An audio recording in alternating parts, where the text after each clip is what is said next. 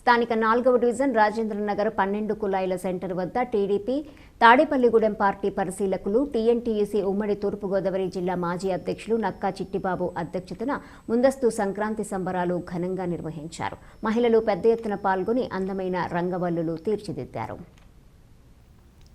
ఈ కార్యక్రమానికి తెలుగుదేశం పార్టీ రాష్ట్ర కార్యనిర్వాహక కార్యదర్శి ఆదిరెడ్డి శ్రీనివాస్ ముఖ్య అతిథిగా హాజరై ముగ్గుల పోటీల్లో విజేతలకు బహుమతులు అందజేశారు.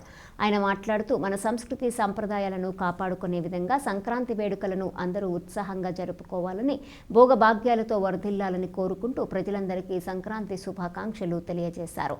నక్కా చిట్టిబాబు మాట్లాడుతూ భోగి మంటలు, రంగవల్లులు, హరిదాసుల కీర్తనలు, గంగిరెద్దుల ఆటలు, గాలిపటాల సందళ్లు, ధాన్యపు సిర్లతో రాష్ట్రమంతా సుభిక్షంగా ఉండాలని ఆకాంక్షించారు.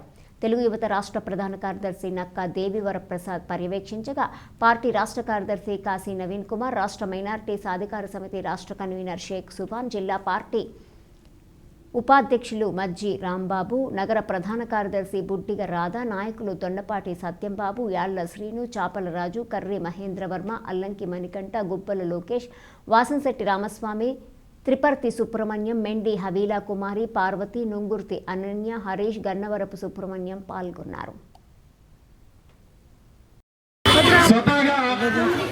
తెలుగుదేశం పార్టీ ఒక క్రమశిక్షణ కలిగిన పార్టీ, పేదల పార్టీ, నాయకులు కూడా పెద్ద సంపన్నులు కాదు.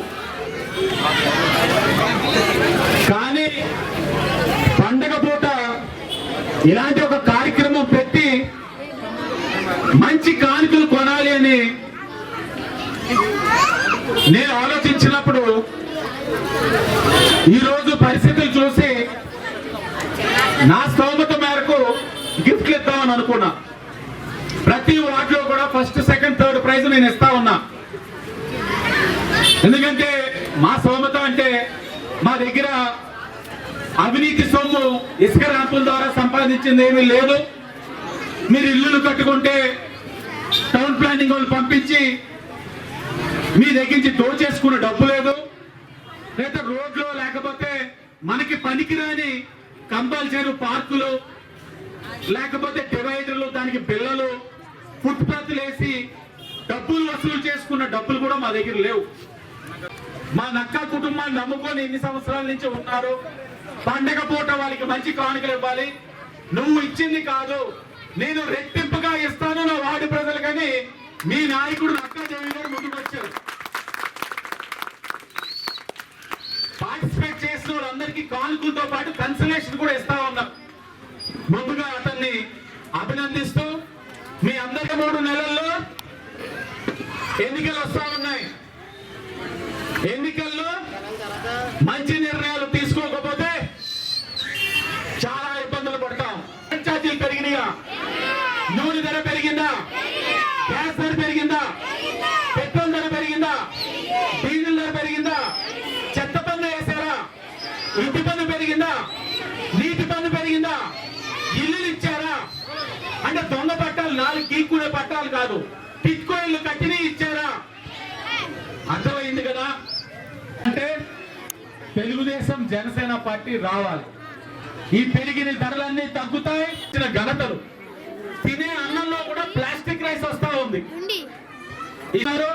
మీ అందరికీ కూడా రేపటి రోజున ఏ సమస్య వచ్చినా ఈ సమస్య పైన ఈ రాజేంద్ర నగర్ 3వ వార్డు, 4వ వార్డు, అలాగే 49వ వార్డు, ఇలా కొన్ని వార్డుల్లోని ఇల్లులు ఉంటాయి, పట్టాలు, దానికి చట్టబద్ధత లేదు.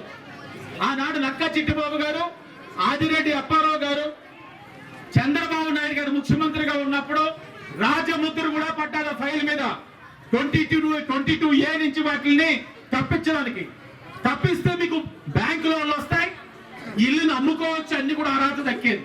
ఈ 4 సంవత్సరాల 8 నెలల్లో ఈ అంశం పైన వైఎస్ఆర్సీపీ పార్టీ వాళ్ళు ఎవరైనా మీ దగ్గరికి వచ్చారా? ఈ అంశం గురించి మాట్లాడారా? కనీసం మేము ఆ ఫైల్ ని రాజముద్ర వేయించాం. మళ్ళా కొత్త ప్రభుత్వం ఆమోదించాలి.